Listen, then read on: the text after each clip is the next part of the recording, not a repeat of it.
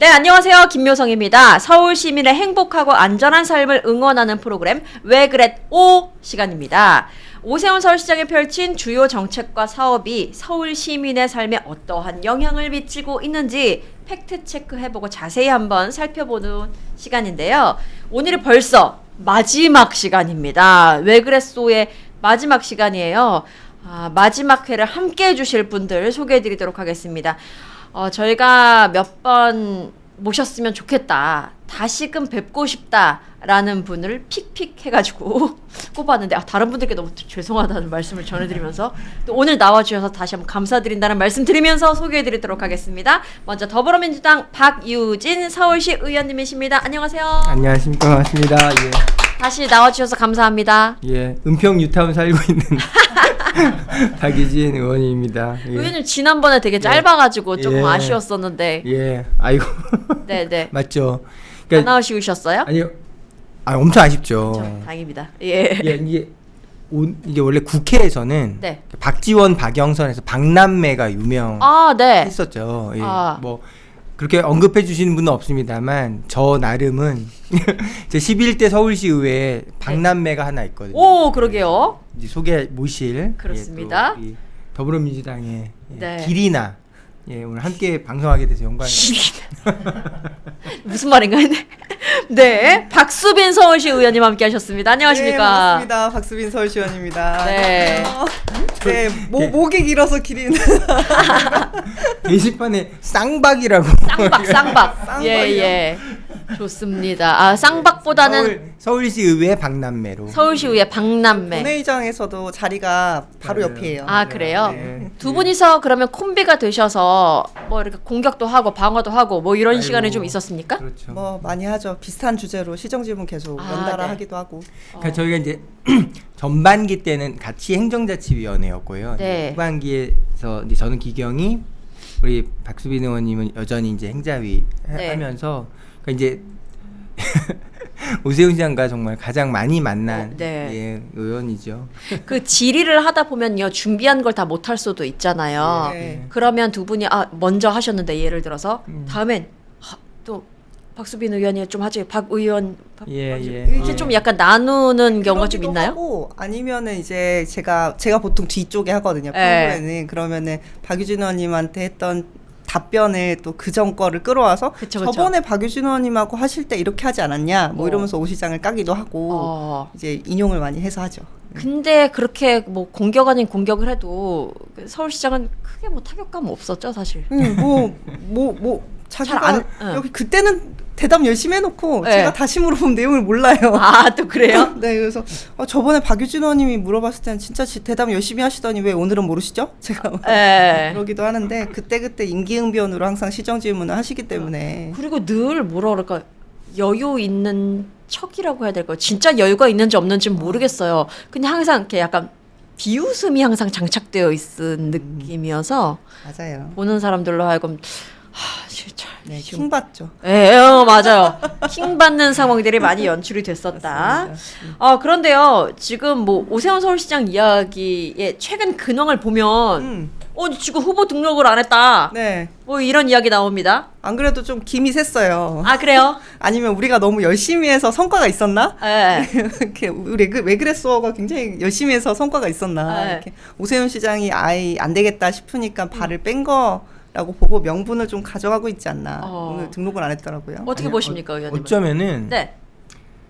출마 안 합니다 이렇게 그러니까 등록 안 했습니다 이렇게 얘기하면은 이제 민주당에서 막 정말 벌떼같이 그러시면 안 됩니다라고 반응을 하던 그럴 줄 알았다고 반응을 하던 뭔가 이렇게 즉각적인 피드백이 올 걸 기대하셨을지 그 당에서 모르겠어요. 국힘에서 예. 근데 이제 저희는 그런갑다 이러고 이제 기대보고 있으니까. 그리고 막 그 사람들을 국힘은 보면 그래서 뭐 마감 시간을 더 늘리겠다라고 하는데 오세훈 서울시장은 약간 노선을 변경하지 않으면 나는 안 해 뭐 이렇게 배짱을 또 부리고 있는데 그렇죠. 언제까지 지속될 것이라고 보십니까? 근데 그분이 그렇게 강단이 아주 있거나 뭐 줏대가 아주 세신 분은 아니기 때문에 뭔가 다른 명분을 찾아서 뭐 이렇게 조금이라도 변동이 있으면 그걸 톡탁 잡아가지고 이 정도면 됐다라고 말하시지 않을까. 무소속으로 나갈 정도의 용기는 있으신 분이 아니어서. 그러니까 이거 상상할 네. 수 없겠는데요. 네, 그래서 네. 그러지 않을까 싶기도 한데 또 한편으로는 지금 판세가 너무 국민의힘이 어려운 판세라서 네네. 이 상황에서 도전을 할 정도의 용기가 또 없는 또 스타일이셔서 어느 쪽이든 용기가 없을 예, 수 있다. 그래서 좀 퇴로를 만들고 있지 않나. 저번에 대선 때도 그랬거든요. 분명히 나가려고 진짜 뭐 온갖 것 감사의 정원도 그때 대선 행보 때문에 한 거란 말이에요.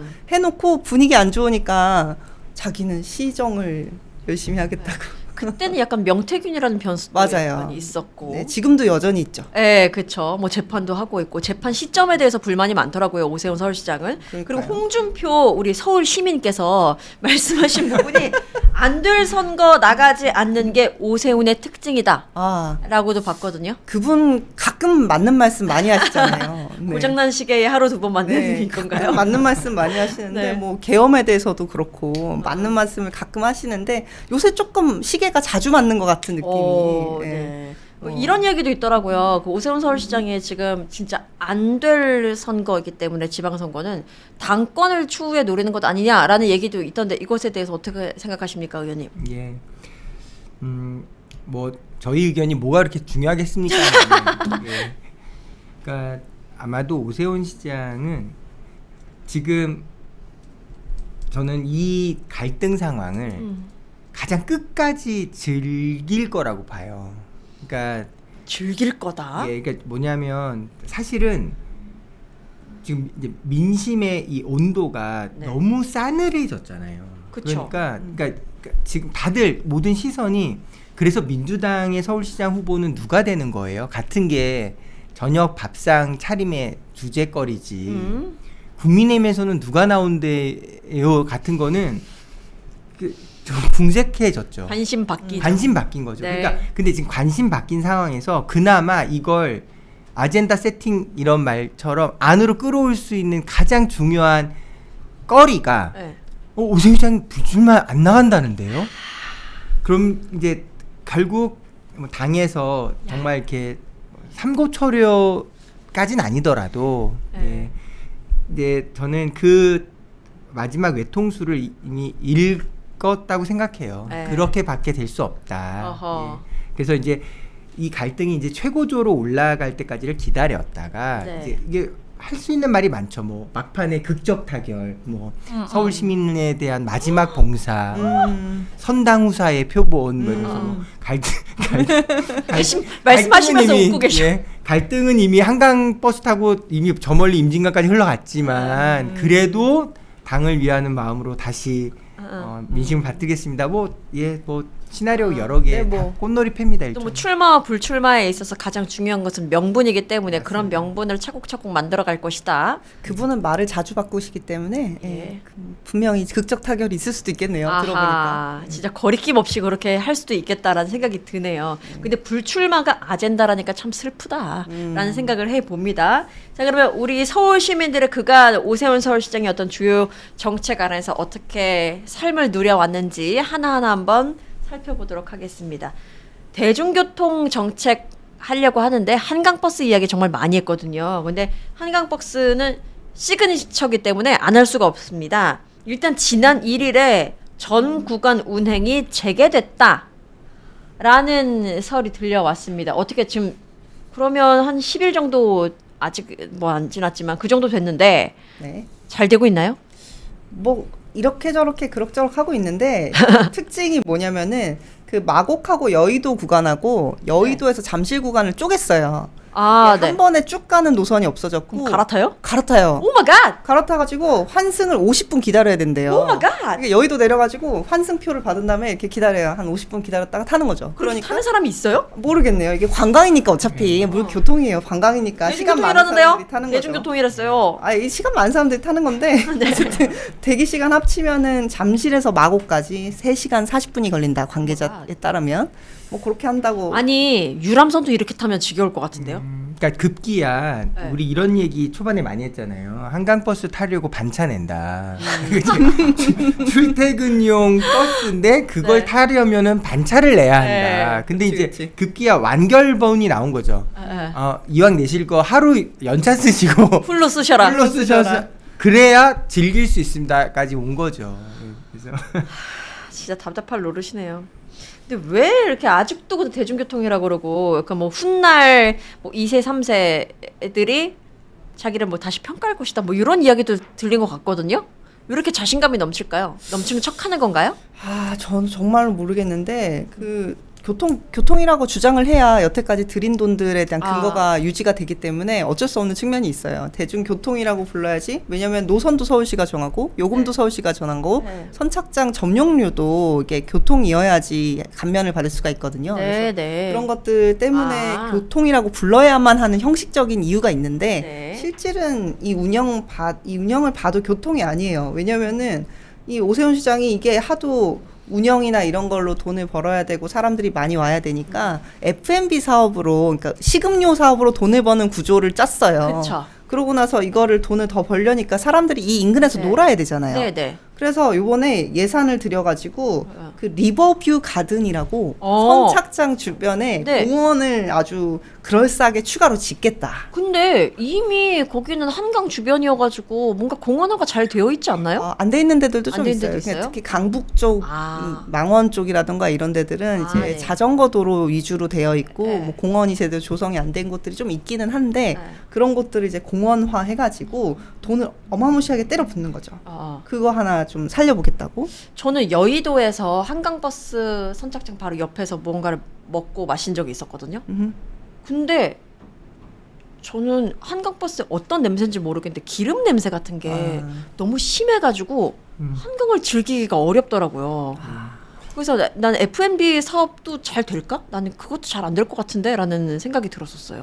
이제 한강버스 이야기 정말 많이 했으니까 딱 이제 한 가지는 꼭 짚고 넘어가야 된 거 얘기 말씀드리고 싶은 게 이제 네.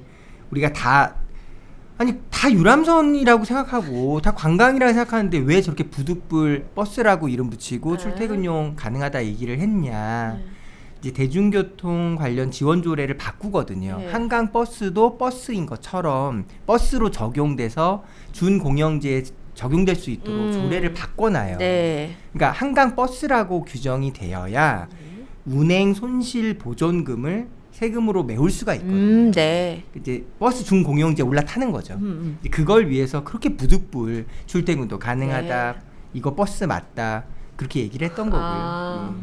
이제 이 사실은 꼭 짚고 넘어가고 싶고 이제 저희가 이제 민주당 시의원분들이 이제 오세훈 시장과 가장 많이 얘기했던 게 어떤 정책의 실패의 책임이 당신에 있다가 아닙니다. 네네. 저희는 시종일관 모든 일이란 게 그렇잖아요. 잘 될 수도 있고 안 될 수도 있는 거죠.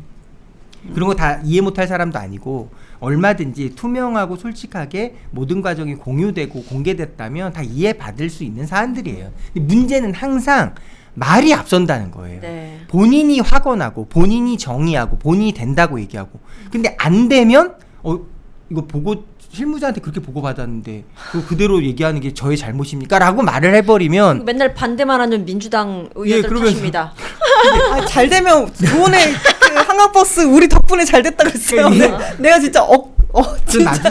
나중에 무슨 커뮤니케이션 수업에 어떤 교과서에 실릴 사례라고 봐요. 그러니까 이게 하나의 유형이 돼버렸어요. 이렇게 하면 안 되는 교과서적인 상황. 항상 단언하고 본인이 정의 내리고 확언했다가 안 되면 실무자 탓을 하고 그걸 따지면 왜 이렇게 정파적으로 나오냐. 민주당은 원래 그런 사람이. 그러니까 이게 뭐 한두 번은 와 이럴 수 있는데 이제는 정말 너무 이게 그쵸 하나의 무슨 알고리즘이라고 해야 되나? 레파토리죠. 이게 정형이 돼가지고 맞아요. 패턴이 읽히는구나. 네, 매번 패턴이 비슷해요. 와, 그런 패턴을 4번의 민선 서울시장을 하면서 다지고 다져서 오늘까지 온 거죠. 아니 그리고 한강버스 그 사업을 추진하는데 패턴이 추가적으로 아주 정확하게 있는 게 오세훈 시장이 사업을 하면은 맨 처음에 들어갔던 예산보다 몇 배가 많이 드는 거는 첫 번째고 두 번째는 덕지덕지 관련된 사업을 다 갖다 붙여요. 그래서 아까 공원 사업도 공원 사업이지만 오세훈 시장 사업 중에 제가 볼 때 정말 잘못된 정책이라고 생각하는 게 손목닥터 9988인데 네, 들었어요. 네, 요 9988을 그 한강버스랑 연계를 해가지고 어떻게 연결한대요? 연결해서 수변 문화 활성화 건강 증진을 위해서 선착장 중 7곳 중 3곳을 방문하면 2,000포인트를 준대요. 9988명한테. 알뜰살뜰하다 진짜. 9988명한테. 그래서 계산해보면 대충 약 2천만 원을 이거 홍보하는데 쓰겠다는 거예요. 돈을 떠나서 그렇게까지 해야 하나? 라는 의문이 드네요. 이제 초반에 이제 최근에 3월에 다시 런칭을 했으니까 사람들이 많이 타러 와야 되잖아요. 그거를 어떻게 많이 타게 할 것인가 해서 어르신들 공짜로 태워드리는 거에 이제 9988에서 방문하게 하는 유동인구까지 억지로 막 해서 이제 많이 탔다. 이것 보십시오. 한강버스 이렇게 많이 이용했습니다. 라는 많이 수치를 탔다. 보여주기 위해서. 9월에도 그거 했거든요. 아니, 저는 그냥 너무 이렇게 좀 가슴이 먹먹한 게요. 먹먹까지 해요? 아니, 그러니까 그 안을 만들어내려고 그 몇날 밤을 고생했겠어요. 그 실무자 공무원들이. 수치 올릴 수 있게 어서 뭐 머리 좀 쓰세요. 라고 했겠죠. 그러니까 진짜 그냥 눈에 선함. 원래도 서울시청의 공무원분들이 거의 평균 퇴근 시간이 11시, 밤 11시 가까이 돼요. 진짜 열심히 일하기로 유명한 조직이에요. 그러니까 서울시. 그게 전 조금 이견이 있는데. 그래요? 좀 이따 발언 기회 드리겠습니다. 그러니까 네, 알겠습니다. 여기서 이견은 아마도 이런 거죠. 그러니까 이게 진짜로 이제 자발적, 정말 잘하고 싶어서 열심히 야근이면 얼마나 분위기가 좋겠습니까? 그런데 이제 정말 마른 수건 쥐어 짜내고 있는 거잖아요. 그 실무자들의 고충이 눈에 느껴져서 먹먹하다는 말씀드린 거고요. 너무 시장이 쪼아대니까 사업들이 안 되는 사업을 억지로 끌고 가다가 공무원들이 사고를 많이 내요.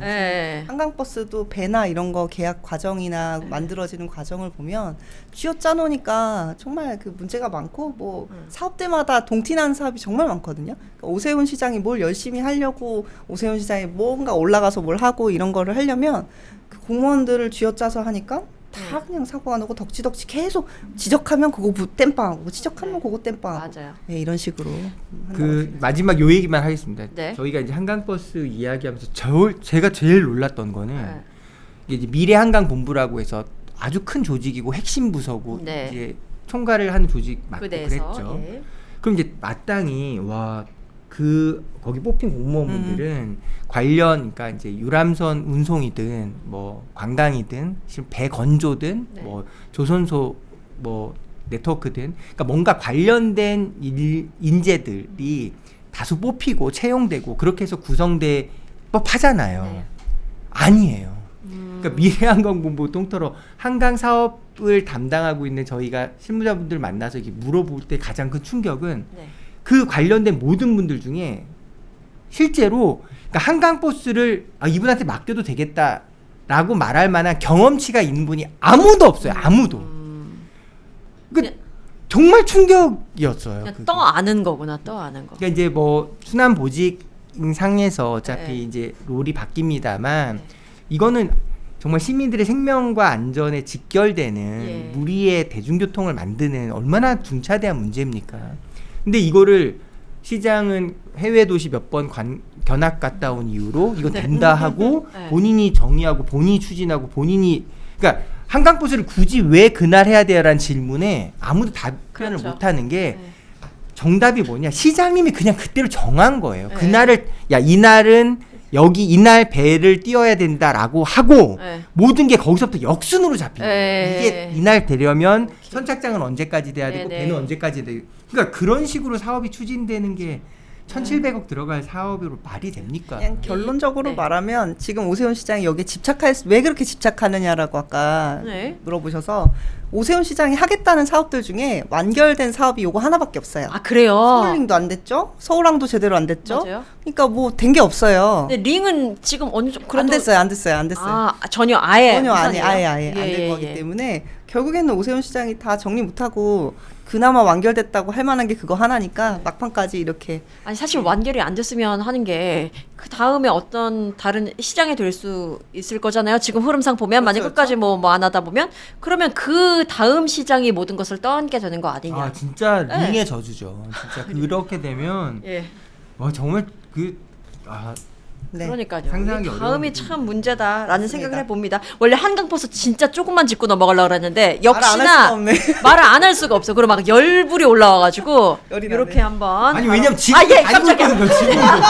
지금도 무리를 다닌다고요. 지금도 이게 뭐 옛날 얘기가 아니에요. 지금 ING. 그러니까요. 네, 아, 오케이, 깜짝이야. 지금도 표 살 수 있고요. 지금도 물론 타려면 반차에서 이제 연차를 그렇죠. 내야 합니다만. 휴가를 내야 하는 상황이지만 어쨌든 간에 돌아가고 있다라는 점이 열불이 터진다였고요. 자, 그럼 그 다음 거로 한번 넘어갈 텐데요. 그 다음 거 또 다른 교통수단입니다. 따릉이 이야기 한번 해볼게요. 어허. 따릉이 이용하시는 사람 많고 뭐 저기 지금 국회의원 누구 한 사람도 이준석도 열심히 이용한다. 그걸 막 언론에 노출도 많이 됐었잖아요. 네, BTS RM도 자주 타는 걸로. 아 그래요. 네. 지금 너무 이번에 이제 시정질문 시간 때 이제 박수빈 의원님이 예. 이 따릉이 개인정보 유출 사건에 대해서 정말 법률가로서 정말 꼼꼼하게 디테일 살아있게 정말 질문 잘 해주셨거든요. 네네. 설명을 좀 저도. 그러니까요. 개인정보 유출이 있었고 이게 462만 명의 개인정보가 유출이 된 거예요? 그렇죠. 그럼 이게 어느 개인정보 유출 자체의 범위가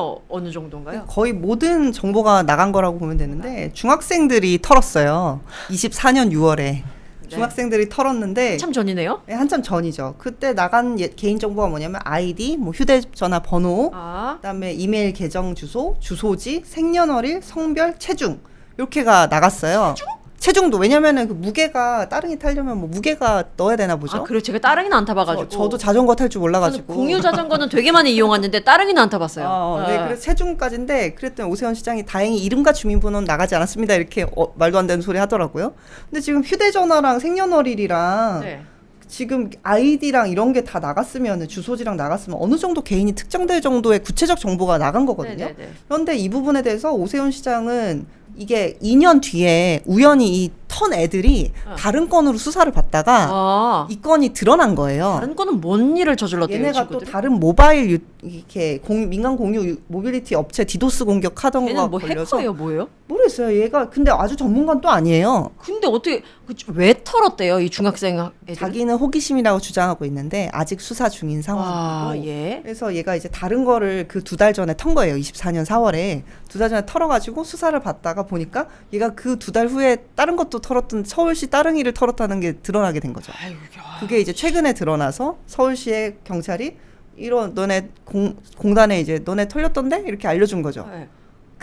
아니 근데 이거는 뭐 이제 추측이긴 한데 그것만 털었을까라는 생각도 들어요. 그러니까요. 이게 지금 사실 서울시가 개인정보 관련해서 그 이후로 이제 전체적으로 확인을 전체 점검을 했다고 해요. 아까 말한 손목닥터 9988 같은 경우도 이 질병 정보나 이런 것도 다 들어가 있는 이제 서버들이 관리가 되고 있기 때문에 근데 이거를 그러면은 어떤 식으로 관리를 했는지 자료 요구를 해서 좀 봤어요. 그랬더니 개인정보법이 이제 통과가 돼서 관리는 하는데 이게 그 교육은 꾸준히 받았어요.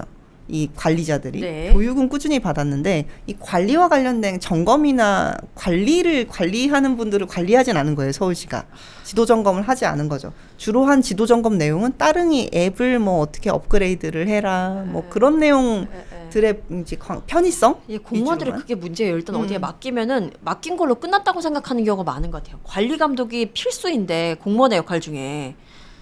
그러니까요. 그래서 이게 사건이 또 이제 디도스 그 당시에 디도스 공격이 있었던 것이 사실 있었어서 KT가 이걸 담당하는 회사래요. KT 클라우드가. 그래서 이게 분석 보고서를 공단에 이미 제출했었대요. 24년에. 그러니까 2년 전에. 근데 공단이 이거를 서울시에 바로 보고를 안 하고 뭉갠 거죠. 그게 진짜. 근데 이게 정말로 뭉갰는지 서울시도 같이 뭉갰는지는 확인되지 않았어요. 예. 근데 어쨌든 서울시 교통시 주장은 공단이 뭉갰다.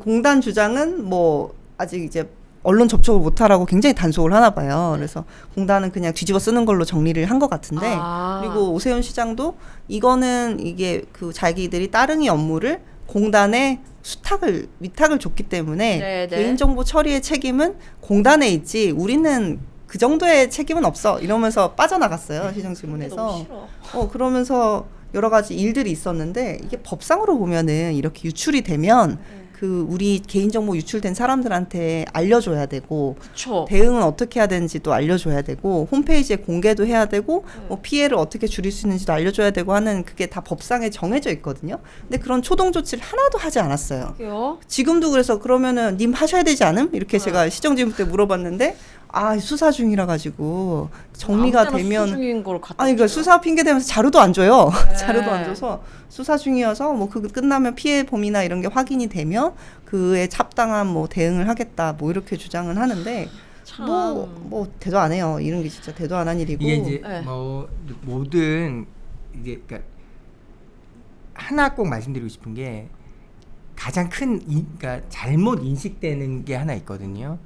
모든 해킹 사고는 네. 결국 기승전 돈을 요구해서 그렇죠. 일어난 거야라고 보통 생각하잖아요. 예. 그래서 돈이 될 만한 경로를 차단하고 어. 이 정보는 돈이 될 거는 이렇게 대비합니다. 같은 건 의외로 발달돼 있어요. 네. 막는 측에서. 예. 그런데 지금 이렇게 이제 중학생 소행 이런 것처럼 그냥 호기심 뭐 이런 거. 호기심으로 들어왔던 나는 돈 벌려고 하는 그런 거 생각하지 않아. 그냥 그걸 그 과정 자체가 너무 재밌었어? 재밌고 예. 도전이고 뭔가 자의식 과잉이던 이유야 여러 가지 있는 거죠.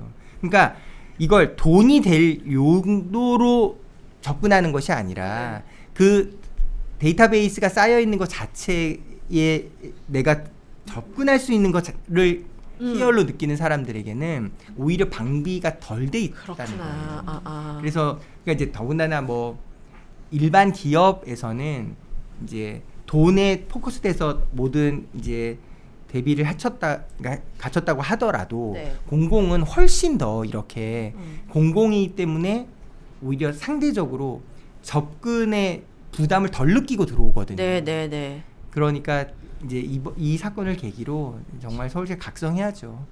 그러니까요. 참고로 서울시가 따릉이 이용권이나 할인 쿠폰을 지급을 검토하고 있는 걸로. 뭐 쿠팡스러운 얘기를 하고 있죠. 제가 그래서 쿠팡 대표가 나와서 어쨌든 사과하는데 님은 안 하심 이렇게 물어봤더니 쿠팡도 똑같이 쿠폰 지급했었잖아요. 이제서 사과를 했는데 네, 물론 결과는 좀 다르긴 하겠지만 어찌됐든 간에 굉장히 뭔가 묘하게 겹치는 듯한 인상을 지울 수가 없어가지고 맞습니다. 그리고 뭔가 민간에서 이렇게 정보가 유출되거나 하면 얼마나 많이 욕하고 얼마나 많이 다 달려들어가지고 정말 손가락질했었는데 이렇게 뭐 공공기관 지자체들이 이러면은 어떻게 뭘 믿고 서울 시민이 살 수 있겠습니까? 그러니까 정말로 오세훈 시장이 저는 비겁했다고 생각이 드는 네. 게 이 사건이 났을 때 어쨌든 관리 책임이 오세훈 시장한테 있는 건데 네. 이걸 사과를 누가 했냐면은 서울시 교통실 이 담당관이 했어요. 아이고야.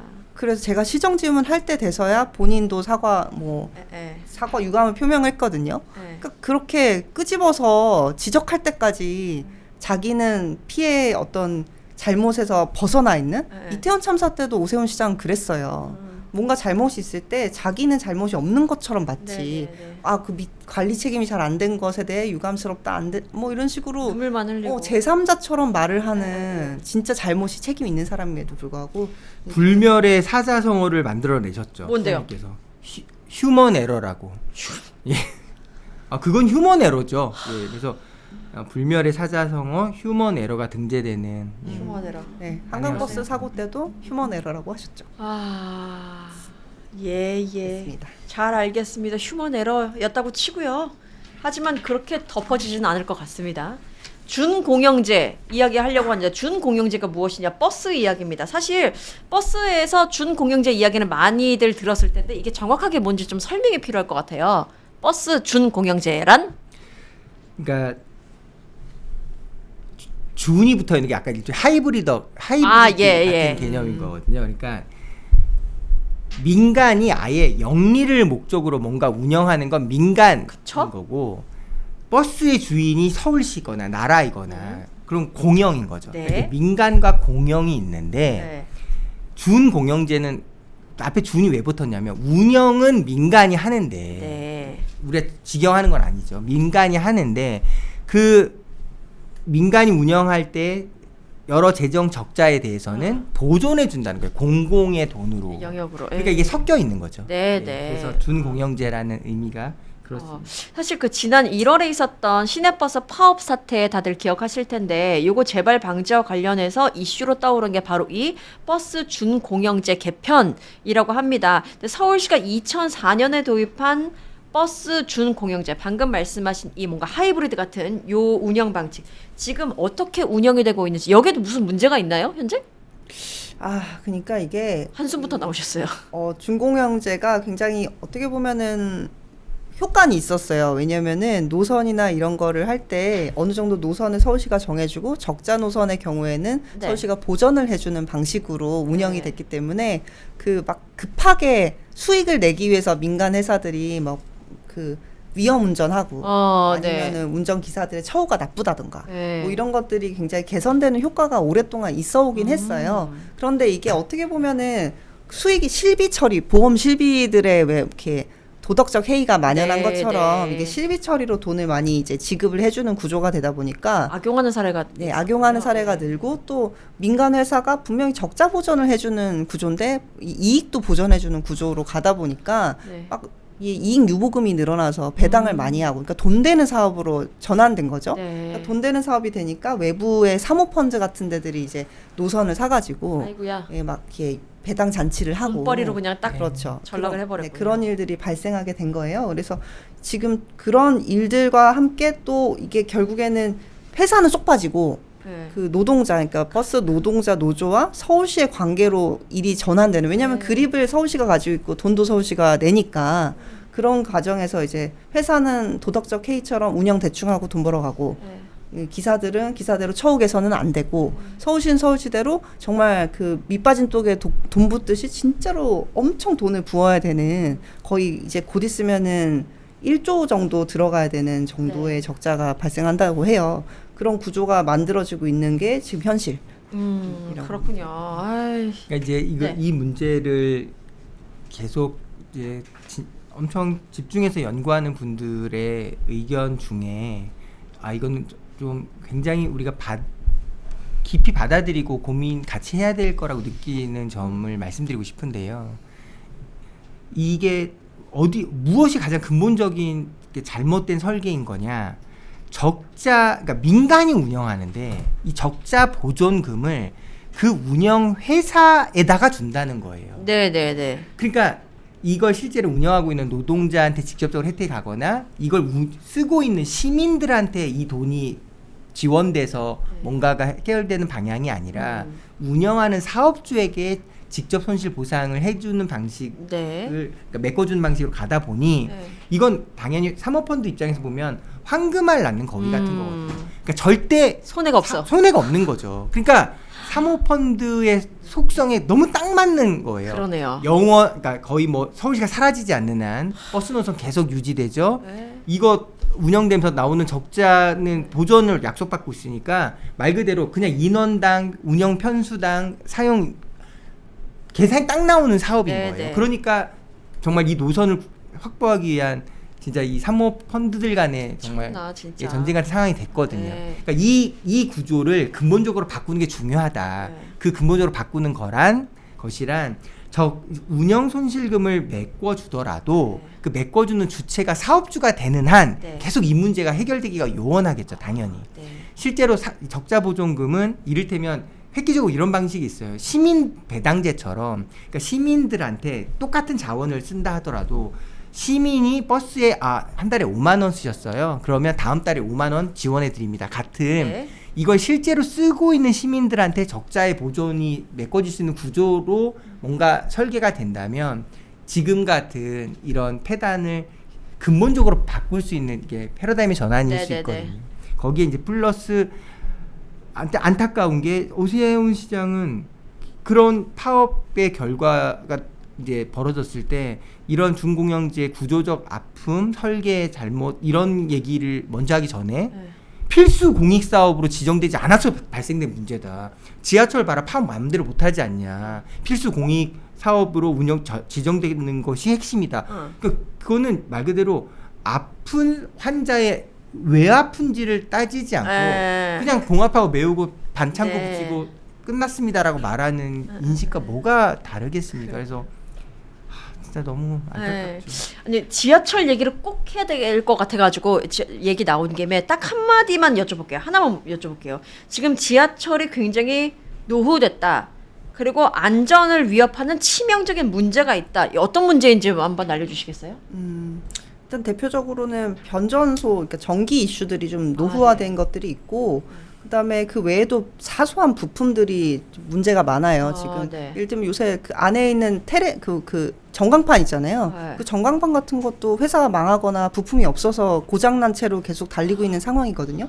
에스컬레이터 같은 경우도 굉장히 노후가 많이 돼서 그 교체를 해야 되는데 중국 부품이 많아서 교체가 지연되는 경우들도 있고, 그런 것처럼 대부분의 지금 지하철들이 굉장히 노후화돼서 교체를 해야 되는 데다가 새로운 차량을 또 도입하는데 사기를 당해가지고. 사기요? 그 새로 노후 차량 새로 만들기 위한 신규 차량을 지금 빨리 들여와야 되는데 안 들어지지 않고 먹튀한 기업이 하나 있어요. 아이고. 그래서 5호선 같은 경우 교체가 또 더 느려지고 있는 상황이 있고, 이런 식으로 굉장히 첨예하고 무지막지한 문제들이 있는데 오세훈 시장은 오히려 그 기후동행 카드 같은 걸 통해서 서울 그 교통공사의 그 부담만 계속 지우고 그 자기 좋은 홍보만 하고 그리고 국비 안 줘서 그렇다고 국가에 떠밀고 한강버스 할 돈에 여기다 넣었으면 뭐라도 조금 했겠죠. 그걸 중심적으로 생각하지 않는 이렇게 뒤로 밀어버렸던 것들이 지금 문제로 누적되고 있다. 아 진짜 문제가 한두 가지가 아니네. 지하철 처음에 봤을 때 안전 문제라고 외국인들도 다 와서 지금 지하철을 이용하고 있는데 이거 큰일 나면 안 되는데 막 이런 생각이 들면서 꼭 여쭤봐야겠다 생각이 들었습니다. 저희가 오늘 왜 그랬소가 마지막 시간이라고 말씀드렸는데 이렇게 끝으로 서울 시민 여러분께 꼭 하시고 싶은 말씀 한 30초씩 하고 마무리 짓도록 할까요? 네. 예, 저희가 엄청 과열됐죠, 진짜. 네, 박유준 의원님부터. 네. 30초 발언. 예, 좋습니다. 6월 3일 선거가 이제 곧 있는데요. 예, 이 다수결의 원칙, 표결주의를 채택하고 있는 현재 제도상에서 서울시 의회 의석 구조가 어떤 정당이 다수당이 되는지가 실제로 시장이 가는 정책과 그걸 상대하는 의회 이 세력 견제에 있어서 의석 배분 분포가 너무나 중요하다는 걸 절감했던 제11대 서울시 의회거든요. 주권자 여러분, 국민 주권 시대의 완성을 위해서 저희 더불어민주당 서울시 의회 정말 최선을 다해서 열심히 하겠다는 마음 지켜봐 주시고 꼭 더불어민주당이 다수당이 될 수 있도록 주권자의 집단 지성을 발휘해 주시기를 간곡히 호소드립니다. 네. 네. 네, 6월만 기다리고 있었는데 오세훈 시장이 오세훈 시장을 심판할 날이 곧 다가온다 이것만 기다리고 있었는데 본의 아니게 장동혁 대표가 오세훈 시장을 이상한 방식으로 심판해주고 있는 것이 아닌가라는 생각이 들어서 기쁘기도 하고 서글프기도 하고 좀 그렇습니다. 저는 카메라 보고 말씀. 네. 예. 그래서 카메라 보라고. 카메라 보고 계속 손을 흔들고 있었어요. 네네. 난 또 저희 뭐 가리신 줄 알았는데. 네네네. 네, 그래서 오세훈 시장은 그렇지만 서울시 의회가 생각보다 정말 중요한 자리라는 거를 한 4년 동안 많이 경험했던 것 같아요. 많은 분들이 지방의회가 뭐가 그렇게 중요하냐고 말씀하시지만 우리가 몸소 겪은 오세훈 시장의 실정들을 막아낼 수 있는 것은 서울시 의회의 구성이 어떻게 되느냐에 따른 것이었다고 생각하고요. 새로운 시장에게 제대로 된 드라이브를 걸어주려면 역시 서울시 의회 구성이 참 중요하다는 생각이 듭니다.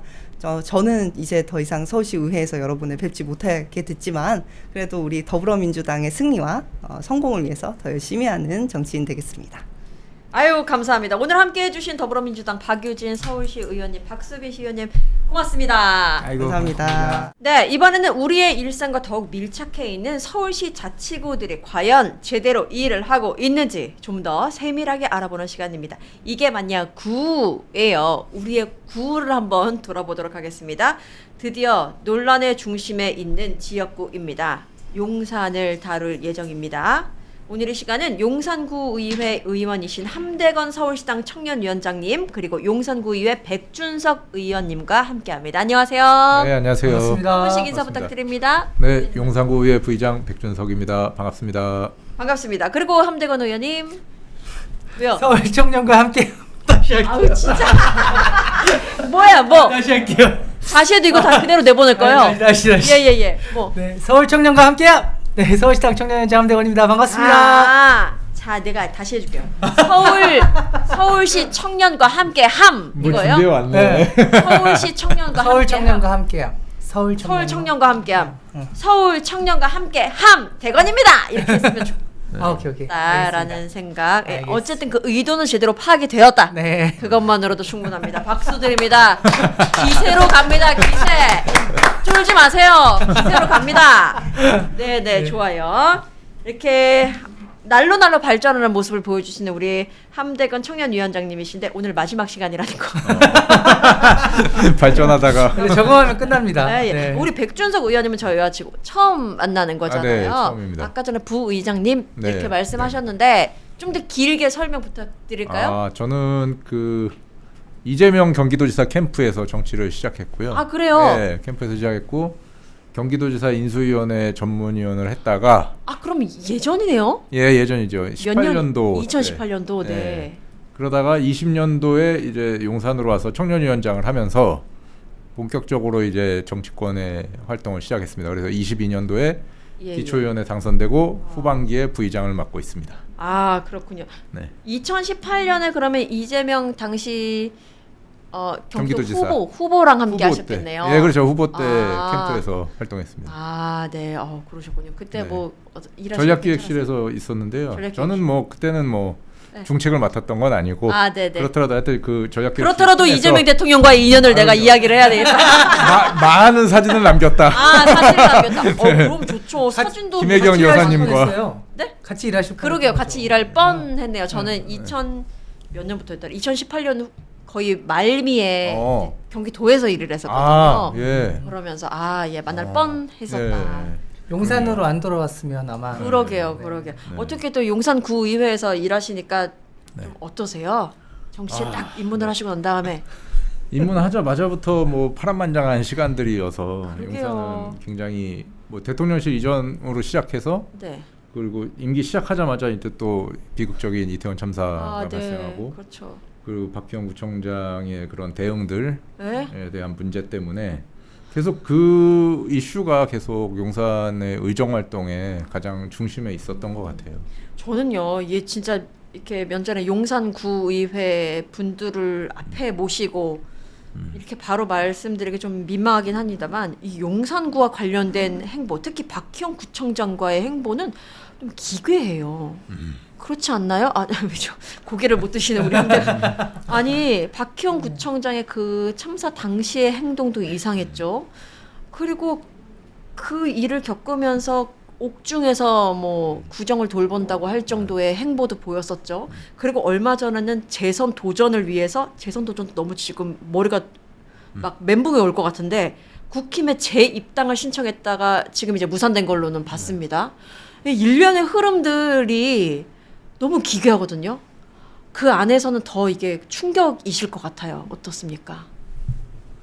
뭐 예산부터 시작해서 그 정상적인 게 하나도 없죠. 네. 일을 안 하는 구청장, 그냥 연예인이 되고 싶었던 구청장. Oh my God. 그래서 참사도 발생했던 거고. 아니 일을 안 하고 싶었으면 그 참사가 발생하고 그만뒀어야죠. 일을 안 할 거면. 근데 일을 안 하면서 왜 그걸 부득부득 그 옥중 정치를 하고 있냐고요. 그러니까 그 생각하는 일의 방식이 좀 다른 것 같아요. 이 사람은 그 기초자치단체장이 됐으면 행정을 돌보고 구정을 돌보는 게 제 1순위가 돼야 되는데 그 시작부터 끝까지 지금 현재까지 선거운동만 기억에 남아요. 그러니까 10명만 모이면은 뭐 참석한다고 할 정도로 사무실에 붙어있는 시간이 거의 없었던 것 같아요. 그렇구나. 그래서 연예인이 되고 싶었던 구청장이 아니었나라는 평가를 한 거예요. 이런 얘기는 잘 못 들었었어가지고 그 행정을 해야 되는 그 시간에도 사람이 모이면 그곳을 찾아가는 이것이 결국 자신의 재선이나 정치적인 행보를 위한 그런 뭐 방편 아니었냐. 뭐 그렇게 보일 수밖에 없는 거죠. 그리고 그렇구나. 예산도 뭐 나중에 얘기할 게가 있을지 모르겠는데 예산도 이제 함의원하고 같이 예산 심의를 하다 보면 그 재작년에 이제 예산 심의할 때는 행사 예산을 대폭 증액을 해놨더라고요. 언제요? 그러니까 행사 예산. 재작년? 그러니까 작년 예산이 되겠죠. 재작년에 네네. 심의를 했으니까. 예. 작년 예산 같은 경우에는 본인이 이제 행사를 다니기 위한 행사 예산을 대폭 증액해놓고 올해 예산 같은 경우는 작년에 심의한 올해 예산 같은 네. 경우에는 선심성 예산을 대폭 또 증액을 해놓은 아이고 거예요. 지방선거가 있으니까. 네. 그런 것들을 보면 선거에만 꽂혀 있었다 구정이. 오, 저는 막 속이 울렁거리는 것 같아요. 지금 이야기를 듣는데 아니 아무리 막 왜 우리가 정치에 대한 전반적인 뭐 혐오 같은 걸 이야기를 할 때 정치인들이 뭐 자기 자리나 보존할 생각하지 뭐 시민들을 생각해 국민들을 생각해라는 걸 막연하게 좀 생각했었는데 지금 이야기를 들어보니까 그러니까 실체 같은 느낌이 들어요. 두 분 다 지금 고개만 끄덕이시고. 그 보면은 원래 그 프로세스들이 있잖아요. 그 선거운동은 보통 이제 한 1년 정도는 그렇죠. 좀 익스큐즈가 된단 말이에요. 그렇죠, 그렇죠. 근데 이거는 뭐 임기 시작하면서부터 주말에도 그 관광버스 이제 산악회 가면은 그때도 쫓아다니고. 열심히 했네 진짜. 아니, 근데 또 그 본인만 하면 괜찮아요. 근데 그걸 또 관용차를 타고 거기다가 동 직원들은 또 나와 있고 그런 것들이 굉장히 소모적이잖아요, 행정에. 공무원들은 혀를 내둘렀겠는데요, 그렇죠. 진짜. 그런 것들도 분명히 있는 거죠. 근데 하나하나 예산을 네. 막 삭감을 했는데 행사성 예산이니까 막 삭감해도 500만 원, 1000만 원 이런 거 삭감하게 되는 거예요. 네. 그런 게 너무 구석구석 숨어 있으니까 그 예산만 다 모아서 갖고 와봐라. 아 그래서 그 예산만 집중적으로 다 삭감했어요. 뭔지 알겠다. 그러니까 이런저런 사업인데 그 사업 하나하나마다 다 행사를 끼워 넣는구나. 네. 그래서 그 모든 사업의 행사에는 자기가 등장할 수 있도록. 그러다 보니 지금 함대건 의원님이 말씀하신 거는 그러면 그 행사만 따로 모아가지고 한번 갖고 와봐라. 쭉 펼쳐놓고 보자라고 했더니 어마어마했다라는 말씀이시죠. 근데 환장하겠네. 막 1000만 원짜리 갑자기 개소식 모든 행사에 개소식이 다 들어가 있고 네. 그러니까 그 개소식에 1000만 원을 삭감을 해놓으면 공무원들은 와서 100만 원만 살려달라, 200만 원만 살려달라, 행사만 할 수 있게 해달라. 그렇죠, 그렇죠. 그 행사를 해야 구청장이 참석하니까. 예. 그러고 있었어요. 그 해에는. 그렇구나. 좀 약간 구의 어떤 분위기를 조금 알겠다 싶은 생각이 듭니다. 그런데 이제 처음부터 하나하나씩 좀 짚어보면요. 아까 전에 그 구의회 들어오자마자 참 큰일들이 많았다는데 네. 그 중에 하나가 역시나 졸속 이전, 대통령실 이전 문제일 텐데 그때 생각하면 진짜 말도 안 되는 일이 그냥 강행됐었잖아요. 근데 거기에서 용산구 예산이 쓰였다라는 건 알고 있는데 어느 정도 예산이 쓰였나요? 그러니까 총 예산 규모를 전체적으로 우리가 가늠하기 좀 어렵고요. 왜냐면은 뭐 이렇게 그 대통령실 앞에 뭐 도로를 뭐 보수했다거나 뭐 이렇게 좀 하면 네. 이건 주민을 위한 거다라고 포장을 해버리면 그렇죠. 사실 그거를 다 짚어내기는 어렵더라고요. 근데 네. 다만 통제구역이라든지 이런 것들은 명백하잖아요. 네. 이게. 근데 그래서 이제 저희가 찾다 보니 도로과에서 그 관저 앞 통제도로를 그 민원 처리용 예산으로 집행을 했더라고요. 어머. 그러니까 구민들이 이렇게 도로가 폐였습니다 하면은 급하게 이렇게 처리해주는 이런 연간단가라는 예산이 있는데 네. 그 예산을 가지고 그런 관저 앞 도로라든지 그런 것들을 몇 차례에 걸쳐서 하고 또 제설 예산도 마찬가지고요. 제설 네. 예산도 있었고 그리고 대통령실 앞에 이런 가로등 보수라든지 다 통제구역인데 그러면은 당연히 중앙정부 예산을 받아다가 그렇죠. 집행을 해야 되는데 이거를 이렇게 공문 하나로 네. 이렇게 내리고 그러면 구에서는 받아다가 그거를 예산을 집행해서 하고 이 그런 보면요. 일이 근데 있었던 아까 전에 사진 자료를 다시 보면 대통령 경호처가 네. 용산구청에 제설 작업을 요청했다. 근데 사실 요거만 봤을 때 대통령 경호처라는 걸 그냥 거기에 거주하는 구민이라고 생각한다면 요거는 그냥 말이 되는 거죠, 사실.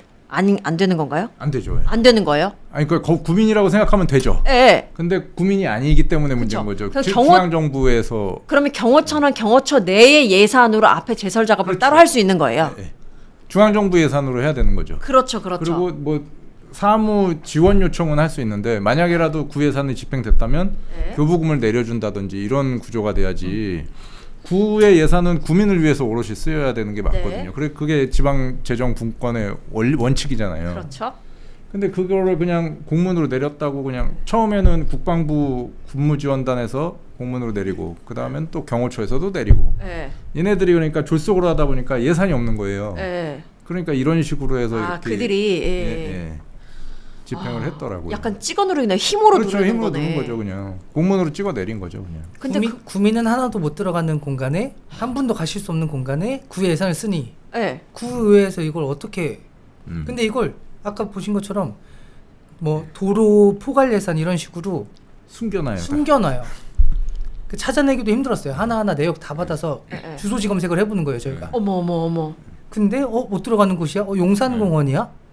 미군 기지 안에야? 이런 거죠. 주소를 다 검색해 보셨어요? 그럼요. 약간 어느 정도 느낌이 왔나 보다. 이거 숨겨놨겠구만. 그러니까 더 이렇게 다 찾아보게 된 거죠. 이게 에피소드가 있는데요. 최초에 이거를 발견하게 된 거는 이것도 이태원 참사 때 박희영 구청장에 대한 민원이 많이 들어왔어요. 저희한테 이제 그런 뭐 작은 문제도 막 그때 막 쏟아질 때였거든요. 근데 박희영 청장 집 앞에 도로를 포장하고 있다는 민원이 들어왔어요. 이거 특혜 아니냐. 그래가지고 제가 진짠가 싶어가지고 자료 요구를 해봤어요. 그 아까 말씀드렸던 그런 민원성 예산, 도로 예산에 대해서 자료 요구를 쭉 봤는데 보통은 이게 예산들이 규모가 작아요. 이렇게 포장 민원 예산이기 때문에. 근데 갑자기 하나가 1억 2천짜리 굉장히 툭 튀어나온 예산이 있어요. 그래서 이제 주소를 검색해봤죠. 그랬더니 이상하게 관저 앞쪽이에요. 그래가지고 그때부터 이제 파기 시작했더니 막 이것저것 막 나오고. 이거 웬만하면 다 검색해봐야겠구나 생각을 그렇게 하셨구나. 된 거예요, 이제. 와, 근데 열일하신다. 진짜 이거 하나하나 살펴봐야 되는 게 맞는 거긴 하지만 그러기 쉽지는 않은 것 같거든요. 근데 진짜 약간 당한 것들이 있다 보니 이거 가만두면 안 되겠다라는 생각이 있으셨던 것 같아요. 그래서 그 뒤로 어느 구간인지 그 예산서에 자기들이 담아서 와요. 이제는 그 다음에는 지도에 여기부터 여기다 이렇게 담아오면 이제 그거 보고 여기구나. 어차피 이렇게 안 해봤자 의원님들이 다 살펴보실 테니. 처음부터 그런 건 아니고 이제 함대건 의원이 안 되겠다 싶으니까 야 너네 이제부터 담아와 이렇게 돼가지고. 어떻게 집요하신 구석이 있나 봐요 우리 함대건 의원님. 저희 용산구 의원들이 그런 면이 있습니다. 갑자기 든든한데요? 너무 든든하다. 좋아요. 용산구에서 있었던 일 중에서 대통령실 졸속 이전에 대한 이야기를 한번 나눠봤습니다. 그런데 결국에는 이 일이 이런저런 여파를 몰고 온 것 같습니다. 그 중에 하나를 한번 볼게요. 이태원 참사 이야기를 할 수밖에 없는 건데 이게 대통령실 졸속 이전에 의한 여파라고 제가 말씀드렸던 이유는 예산도 그렇고요. 뭐 행정력도 그렇고요. 결국 대통령실에 집중할 수밖에 없는 그런 사회적 분위기가 마련된 것 아니냐. 그래서 결국 이렇게 우리가 되돌릴 수 없는 그런 참사가 벌어진 게 아니냐라는 생각을 해보게 되거든요. 그때를 시간을 되돌려보면 어떠세요? 우리 함대건 의원님. 갑자기 집회들이 많아지기 시작했고 삼각지가 마비되기 시작했고 그랬던 순간들이었죠. 그래서 그때로 상황을 되돌려보면 대통령실 이전이 제일 큰 문제였던 것 같아요. 처음엔 저도 그 지점에 대해서 지적하는 분들이 계셨는데 뭐 인천의 남영희 위원장님 그때 좀 빨리 말씀하셨죠. 그러다 보니 약간 정서적으로 따라가기가 어려워가지고 비판 좀 받으셨어요. 맞아. 근데 결과적으로 맞는 말씀이셨죠. 맞는 말씀이셨죠. 집회 관리하느라 경찰들이 그때 기동대들이 다 나가 있었던 게 사실이었고 그런 지점들에 대한 문제 제기가 그래서 이후에 계속 나오고 있는 거죠. 맞아요. 그때도 저희 좀 에피소드를 잠깐 말씀드리면 의회와 경찰서가 그 6개월에 한 번씩 이렇게 간담회식으로 좀 식사 자리가 있어요. 근데 그때 당시에 경찰 분들하고 이렇게 식사를 하려고 하는데 경호과장만 굉장히 경호과장이 이제 집회 담당하고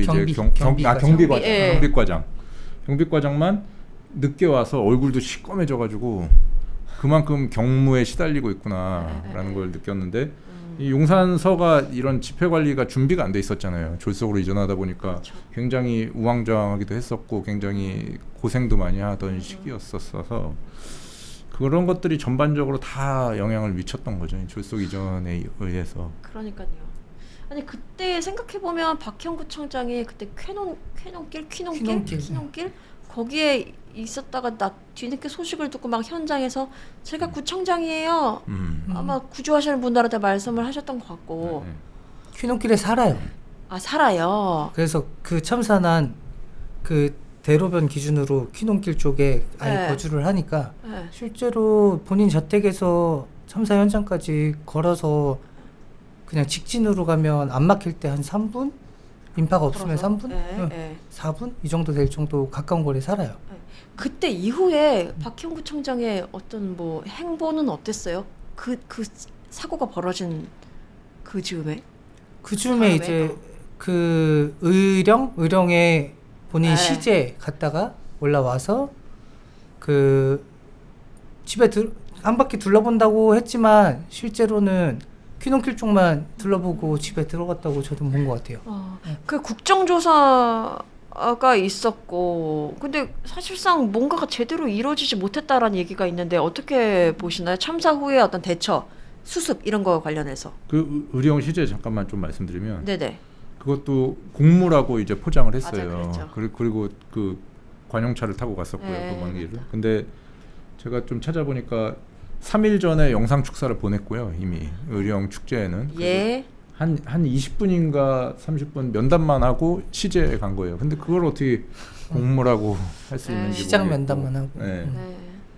그래서 참 그런 것들 보면 참 그렇고요. 그리고 가장 문제였던 거는 제가 판단하기에는 그 당직실 직원들을 뺀 부분이 가장 크다고 보거든요. 당직실 네. 직원을 뺐다. 그러니까 어렴풋이 어떤 기억나는데. 내용이냐면 당직실에 분명히 그 인파에 대한 경고 사인이 들어갔어요. 근데 비서실에서 당직실에 얘기를 해서 지금 그 집회 현장에 집회 현장에 전단지들이 많이 있다. 그거를 좀 수거해야 되겠다. 그러니까 대통령 심기경호를 위해서 당직실 직원들을 뺀 거예요, 글로. 거기로 보낸 거예요. 그때. 네. 이게 되게 인파 관리를 했어야 됨에도 불구하고. 중요한데 그 신고가 막 들어오고 있던 시점 있잖아요. 예. 6시부터 최초 신고 들어왔나 그러잖아요. 네. 근데 그 시점에 9시에 원래 순찰을 나가려고 했는데 그 당직실 사령이 8시 30분경쯤에 비서실장을 통해 가지고 그 방금 얘기한 전단지 수거해라. 네. 이 오더가 내려간 거죠. 근데 처음에 경찰서에서 수거해 달라고 요청을 넣었는데 당직 사령이 거부했는데 그 경찰서장이 구청장한테 전화해서 구청장이 비서실장한테 연락해서 다시 당직 사령한테 다시 내린 거예요. 또 찍어 누른 거네요. 이게 다 알려졌었죠 그때. 네, 네. 근데 너무 죄송스러운 게 분명히 그때는 똑같이 비분관계하고 그랬을 텐데 지금 그것들을 잊고 있었다는 네. 거에 좀 죄송한 마음이 드네요. 진짜 근데 있을 수 없는 일이다. 거기서도 정말 원칙대로 하지 않았기 때문에 그런 일이 벌어진 거잖아요. 네. 너무 진짜 너무 참담하네요. 아니 근데 지금 보면 그 3월 12일, 13일 청문회 개최한다고 되어 있고 그래서 유족들이 그때 한번 목소리를 낸 것도 기억을 하는데 이번 청문회에서 다뤄지게 될 내용은 뭐예요? 이번에 이제 이태원 특조위가 특별법 이제 생기고 1년 네. 임기로 이제 활동을 하고 있는데 증인이 72명, 참고인 22명에서 총 94명이 이번에 출석해요. 그래서 그 중에 이제 윤석열 대통령이 재판사유로 불참 통보 네, 그렇죠. 이제 한 거고 네. 나머지 93명이 아마 출석하게 될 텐데 이상민 행안부 장관부터 시작해서 윤희근 경찰청장, 박희영 구청장 그리고 서울시의 그 당시 1, 2부 시장까지 다 해가지고 증인 출석해서 진상조사에 대한 이걸 아마 총괄적으로 다 할 것 같아요. 그리고 특조위에서 이번 청문회를 통해서 결국 이 참사의 원인이 무엇이었냐에 대한 진상규명을 굉장히 하고 싶어 하는데 이 작년 6월에 이제 출범하고 지금까지 꽤 오랜 시간이 있었지만 그 이제사 청문회를 하게 된 게 되게 꽤 자료조사나 그다음에 증인, 증거 수집 이런 것들에 대해서 좀 노력을 많이 했어요. 그래서 파편화되어 있던 증거들을 이 특조위에서 조사관들이 다 조사하고 이랬던 과정들이 있었고 그걸 토대로 이번에 청문회에서 무엇이 시시비비를 가리는 그런 작업들을 좀 하지 않을까. 성과를 좀 기대할 수 있을까요 이번에? 네. 진상이 규명돼서 유가족들이 제일 원하는 건 지금 좀 진상이 규명돼서 이 별이 된 희생자들에 대한 그래도 원인을 좀 밝혀주는 거 이건데 글쎄요, 증인들이 얼마나 진실되게 증언을 할지 모르겠어요. 그게 제일 걱정스럽지만 그래도 조사를 꽤 많이 준비한 것 같아요. 특조위에서. 그래서 그리고 준비하시는 분들이 되게 열심히 준비하셨을 것 같은데 진짜 국민적 관심이 꼭 있어야 될 것 같아요. 아 이거 어떻게 그 관심을 모을지 어떻게 하면 관심을 불러일으킬 수 있을까요? 뭐 언론이 나서주는 것도 그럼 당연한 거고 어떻게 하면 좋을까? 어떻게 하면 관심을 모을 수 있을까요, 의원님들? 알려주세요. 저도 노력해보게. 계속 뭐 목소리를 내야 될 것 같고요. 이런 식으로 지금 방송에서 지금 네. 오늘도 다시 다루고 있지만 이런 네. 좀 알릴 수 있는 다양한 방법들을 좀 제가 뭐 SNS라도 네. 진짜 거듭 올려야 되겠다라는 생각이 들어요. 진짜 전 가끔 이태원 갈 때마다 그래도 앞에 인사를 하고 오거든요. 그리고 전 가까운 사람은 없는데 희생자 중에 그 상은이 어머님, 상은 씨 어머님이 그 교황 만나서 교황님과 인사를 나눴던 그 유족이거든요. 제 학교 선배여가지고 이렇게 가끔 연락도 하고 뭐 적게나마 기부도 하고 이렇게 하고 있는데 진짜 국민적 관심이 너무나도 중요한 것 같고 아직도 편견과 이상한 프레임에 사로잡힌 사람들이 많아요. 차마 입에 담지 못한 놀러 갔다가 다쳐 이게 아직도 있거든요. 그걸 전 정권에서 만들어 놓은 프레임인 거니까요. 조직적으로 그렇게 만들었죠. 이거는 진짜 그러니까 저는 그 구청장의 대응도 사실 문제였지만 네. 그 참사 이후의 문제들도 굉장히 심각했다고 생각하거든요. 뭐 발언도 발언이지만 구정에서 보면 몇 가지 일들이 있었어요. 뭐냐면은 그 농구 대회가 개최된 적이 있어요.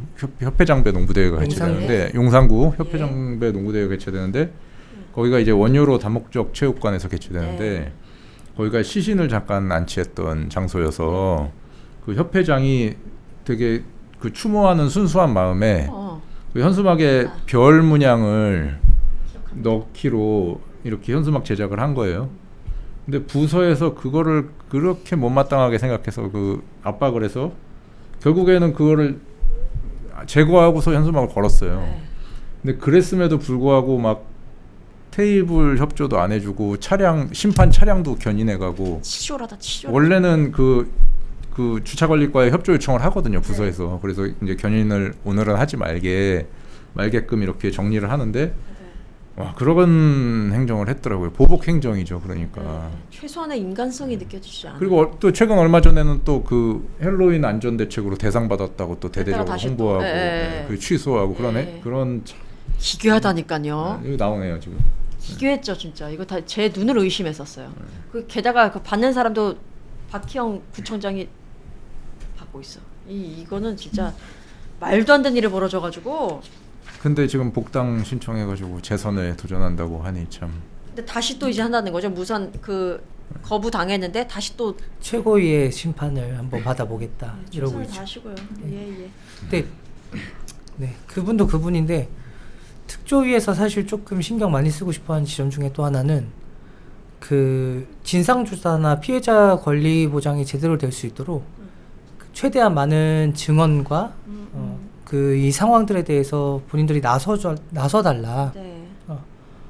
그 아직도 현직 용산구청은 지금 현직이니까 네. 공무원들이 좀 증언을 꺼리는 분위기도 아직 남아 있는 것 같아요. 현직이기 때문에. 네. 최대한 많은 그 상황을 목격하셨던 목격자나 공무원들이 좀 진술을 좀 많이 해주셨으면 네. 그걸 좀 많이 홍보해 주셨으면 좋겠습니다. 네. 저희가 오늘 그 이게 맞냐고까지도 마지막 시간이거든요.